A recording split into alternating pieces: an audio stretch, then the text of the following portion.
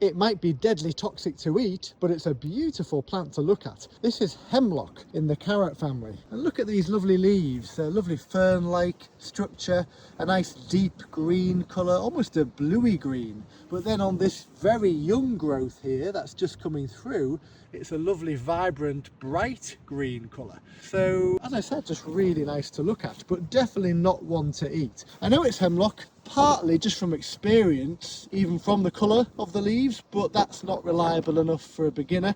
So you will know it's hemlock even if you're a beginner by observing the stems and just checking that there's no hairs on them, because that will be a good indication that it might be hemlock.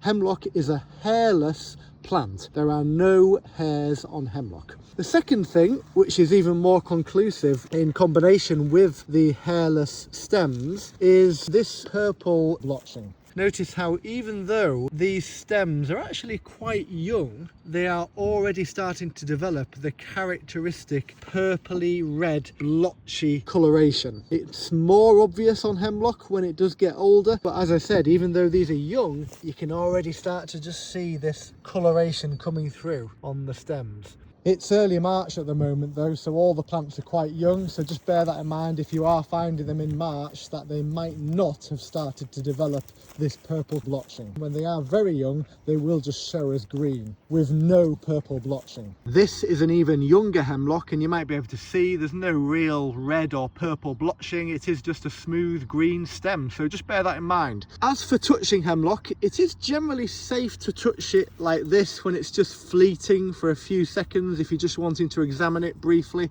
but I do recommend wearing gloves generally. If you are going to be handling it for an extended period of time or potentially ripping it up and getting sap on you, then it's best to wear gloves. Obviously if you've got gloves, it's probably best to wear them anyway. I'm just saying it is okay to just briefly touch it like this, but otherwise wear gloves. And if you actually smell this plant, it's not particularly pleasant. It will smell a bit musty, so some people liken it to the bottom of a hamster's cage, that kind of smell. And another factor, by the way, is that the stems are actually roundish in shape. So all those things considered, this is hemlock.